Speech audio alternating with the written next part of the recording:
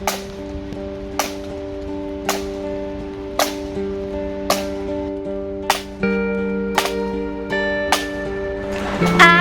am Natasha Butler, the granddaughter of Paddy Butler. My grandfather, Paddy Butler, aged 38, was murdered along with Father Noel Fitzpatrick, 40, John Dougal, 16, David McCafferty, 15, and Margaret Gargan, 13, in the Springhill, Westrock Massacre on the 9th of July 1972 by members of the British Army. 2 members of our community were seriously injured in what turned out to be a frenzied and sustained killing spree, well planned and executed, with the objective of terrorising our community into submission. In the killing zone in our area, anything that moved was shot by the British Army snipers. No ambulances were allowed into the area to tend to the wounded or to retrieve our dead. The same bullet that killed Father Noel Fitzpatrick travelled and killed my grandfather.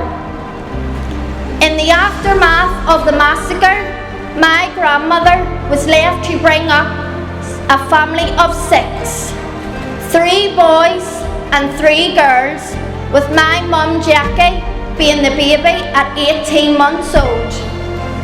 No investigation has ever took place into this massacre.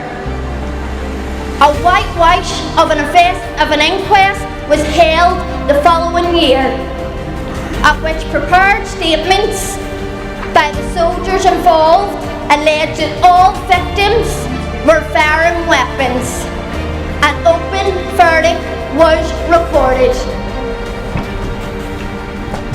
It is important to understand that this was the normal practice used by the state in the early 70s, which impacted many families whose loved ones were murdered by the British Army. No investigation followed, by no independent scrutiny of their actions, giving them total impunity for their reign of terror. My mother has fought 30 years for truth and for justice in relation to my grandfather's murder. It has been exhausting and it has been a traumatic experience for her. Our campaign for truth and justice is now intergenerational, as I and now my son Corey are actively campaigning. Corey is now 13 years old. He is the same age as Margaret Gargan, the youngest victim of the massacre when she was murdered by the army. The focus of our campaign has to be achieve the opening of a fresh inquest into the circumstances surrounding the murder of our loved ones. We watched and celebrated our close neighbours, the Ballymurphy massacre families, their achievement after a long battle, the vindication we also seek that their loved ones were murdered in cold blood by members of the Parachute Regiment just 11 months prior to the Springhill Westrock Massacre. We believe we had achieved that objective when we were included in Year 2 of the Lord Chief Justice 5-year plan to clear the backlog of legacy inquests. Despite the state's refusal to adequately resource legacy inquests, aided by the MOD and the PSNI's policy to deliberately withholding information and failing to locate military suspects and witnesses. When families were successful in achieving Article 2 inquests, the truth has emerged around the circumstances of their murders. However, our expectations were dashed when the British government unilaterally and without consulting any key stakeholders who designed, and signed up to the Stormont House Agreement, launched its Bill of Shame. This bill was solely aimed at honouring a Tory manifesto committed in the 2019 Westminster election to grant an amnesty for British state forces who had murdered main Irish citizens like the victims of the Springhill Massacre. To further rub salt into the wounds of victims and all families stood here today, this bill will remove our basic human rights to access any legal route to vindicate our loved ones. The bill outlines a clear intent to halt independent investigations, legacy inquests, by May the 1st next year, or sooner if this bill is completed prior to this date. At our preliminary this week, we were given a date of the 20th of February 2023 for a full hearing into our inquest. However, we are mindful that the Tories intend to deny families their day in court. We also recognise not all families have received a date for their hearing, with over 20 inquests still outstanding. They have already removed the possibility of lodging any civil challenges against the actions of state forces last May. In addition, the bill will call a halt on current investigations and reviews being conducted by the Police Ombudsman and by John Butler. This bill is cruel, it's illegal, it's immoral, and it's unacceptable. Every family has a right to an independent investigation into the death of their loved ones. It's a basic human right which is universally recognised. The same applies to inquests into the circumstances of their deaths. We listen to the British government spokesperson talk of their forces serving with courage, honour, restraint in our country. If that was the case, why are they so frightened of having their actions scrutinised through investigations or court proceedings? This legacy bill will re-traumatise not only our families, but all families of whatever background who are merely seeking accountability into the death of their loved ones. We cannot allow this trauma to be passed on to another generation.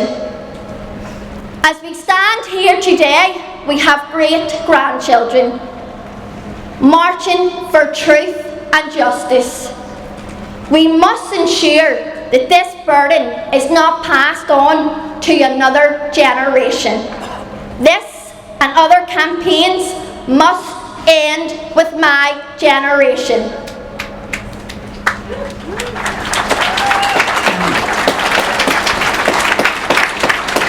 So my plea to everyone who is here today, or who is with us in spirit, is to continue to stand and march with us until truth and justice is achieved for all families.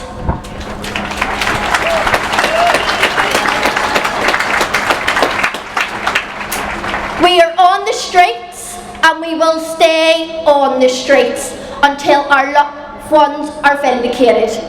The truth costs nothing, but grief and trauma cause misery and despair. To conclude, I have a message for the British government and their new Prime Minister. From the people you choose not to see, we are not invisible.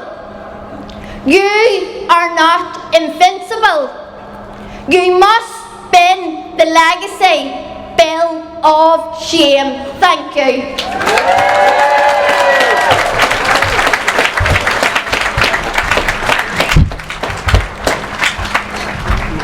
50 years ago, my young brother Michael was murdered on Bloody Sunday.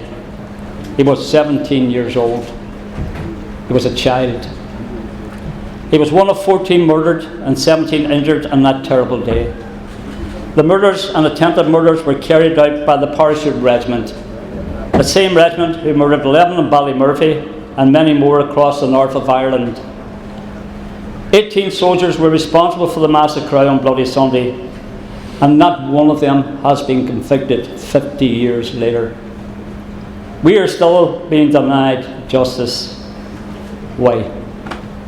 Because the British establishment is determined to protect their own killers. Those who have killed here in the past and those who kill around the world in the future. Soldier F murdered my brother, and he murdered 5 that day and injured another 6. Their names were Willie McKinney, Jim Ray, Paddy Doherty and Barney McGuigan, and attempted to murder Michael Quinn, Joe Friel, Joe Mahan, Patsy O'Donnell, Danny McGowan and Johnny Campbell. He is a prime example of a British establishment protecting their own. In their eyes, he is a hero. He is no hero.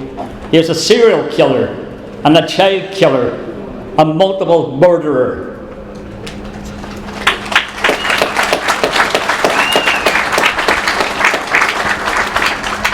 Eventually, after a lot of campaigning, we ended up with a 12.5-year inquiry led by a guy called Lord Saville and 2 other judges. After 12.5 years, we got a full declaration of innocence for our people, and we got an apology from the British government and David Cameron. Since then, we've been fighting for justice for our people, and after all those years, it was decided through the PPS, who, by the way, have been blatantly letting the families down over all these years. They say they're independent. They are not independent. They're there to protect army security forces and whatever else. The families come second as far as they're concerned. In 2019, they decided that they should prosecute Soldier F, one person out of 18 killers. And by the way, I'm calling him Soldier F because he's been granted anonymity since 1972. And still to this day has it. Out of 18 soldiers, 6 of them are dead. And those 6 still have anonymity. That's incredible. Boy, people have gone, still have anonymity. But they decided to prosecute one soldier, and that was Soldier F. That was in 2019. Last year, they decided to drop the charges against Soldier F because of the Joe McCann case. We decided to take it to the High Court, and we got the decision overturned by the High Court. The PPS then decided to appeal against the High Court's decision not to prosecute Soldier F. Now you understand where I'm coming about protecting F. Last Monday we had a result, and the High Court decided that Soldier F should be prosecuted.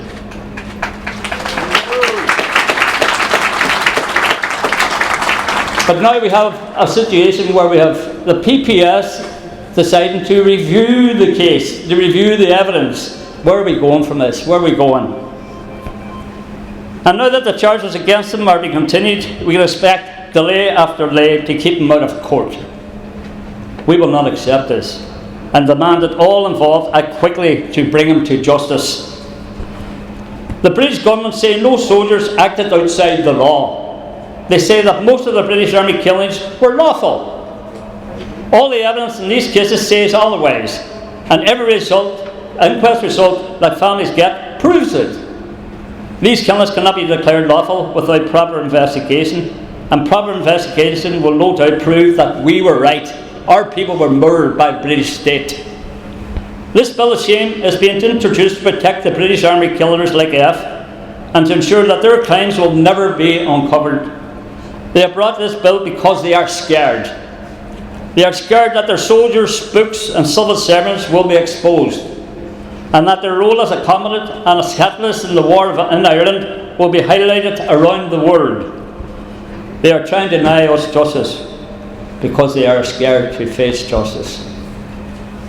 Every human being on this planet is born equal, and if the British government's bill of shame is implemented, the victims of British Army killers will be treated as less equal than others. This cannot be allowed. We must stop this obnoxious bill by whatever means possible. We must never give up. We must fight on. We will fight on. And will not go away until truth and justice are achieved. Thank you.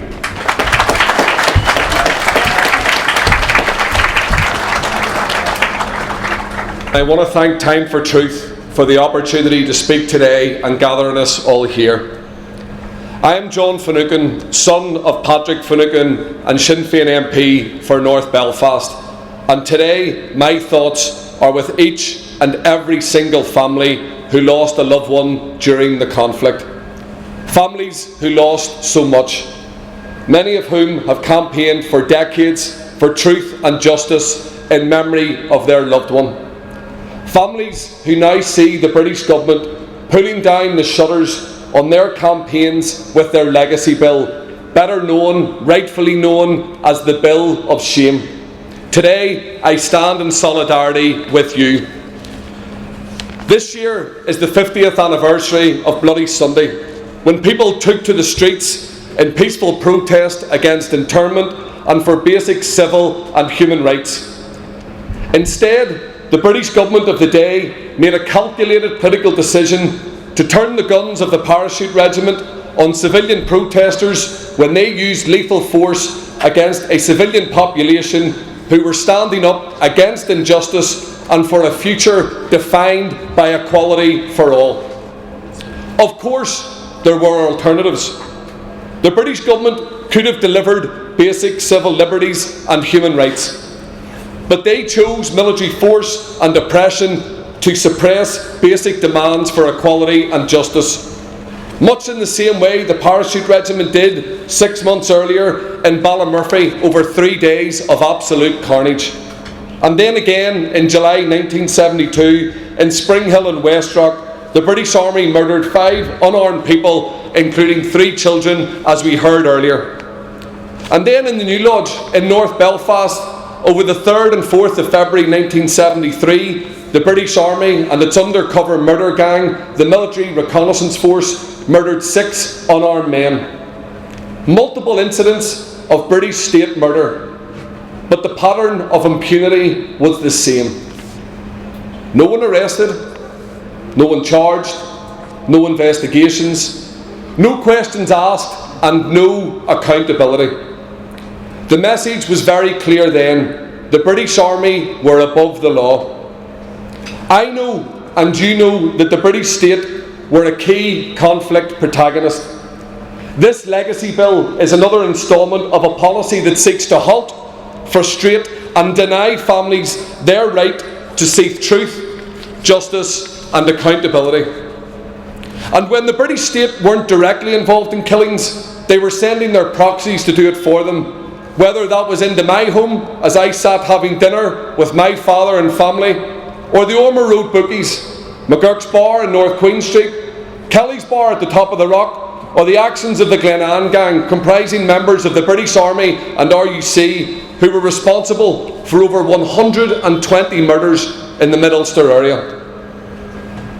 Families and communities know full well the full extent of the murderous actions of the British state. We lived it.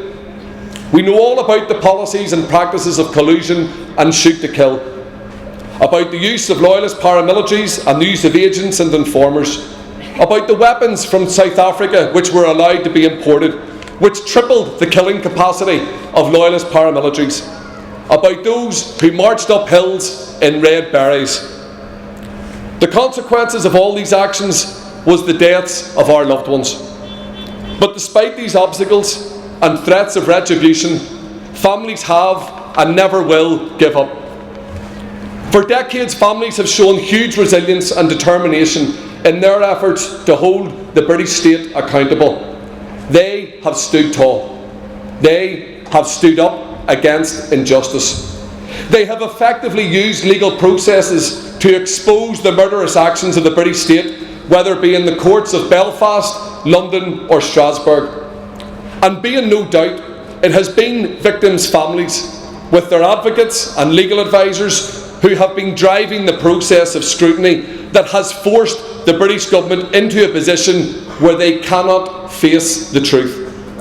And it is for that reason that the British government fear the strength, fear the determination and resilience of families who speak truth to power. They fear us, be in no doubt. They fear us when we stand together. The introduction of the Legacy Bill is evidence that the British government have much, much more to conceal and cover up from their dirty war in Ireland. Those who seek to introduce a formal amnesty for their soldiers and their agents. Those who seek to block the rights of families to due legal process. Those who seek to halt the ability of families to take civil proceedings, to seek an inquest, they have much to cover up. These actions are deliberately cruel and show that the British government care not for the lives of our loved ones, nor do they care about the rule of law, truth or justice, and that they couch this legislation in the language of reconciliation is truly shameful. We need to be honest. This bill is another slap in the face of victims. It is the price for delivering a Tory manifesto commitment that prioritises the demands of the British military over the rights of victims. But the British rationale is simple. They know it will further expose the role of the British state in perpetuating and sustaining conflict here. Those in the political echelons know what is coming down the line. Be in no doubt that is why they are resisting any form of independent scrutiny of their conflict role. And be in no doubt that they are introducing this bill as a direct response to the pressure and activism from families. This Legacy Bill is about providing an amnesty for the British state forces and deny families their basic legal rights to an inquest. This is political interference of the worst kind in basic legal process, which will have far-reaching implications for confidence levels in the rule of law and the administration of justice. These legacy proposals are opposed by not only Sinn Féin but also the Irish government, all political parties on the island of Ireland, our Justice Minister, victims groups, families and the churches. So let's be clear, this bill is unworkable. It will not deliver for victims and survivors. It is in breach of the Good Friday Agreement and it is incompatible with international human rights obligations. But it is the price to be paid to protect those in Downing Street who know the extent of collusion and state murder because it was they and their predecessors who planned it. The new Prime Minister Liz Truss needs to hear that we will not allow our rights to be cherry-picked or traded ever by a British government. She must bin this flawed legislation without delay. This has and remains a long campaign, and today is but another staging point. But we are stronger when we stand together in solidarity. We are not giving up. We are not going away. All the British government can do is delay the truth. They can no longer deny responsibility and they can no longer deny rights. And they will ultimately not be successful. We should, and I know we will, take hope that the truth will out. Gar Amelia,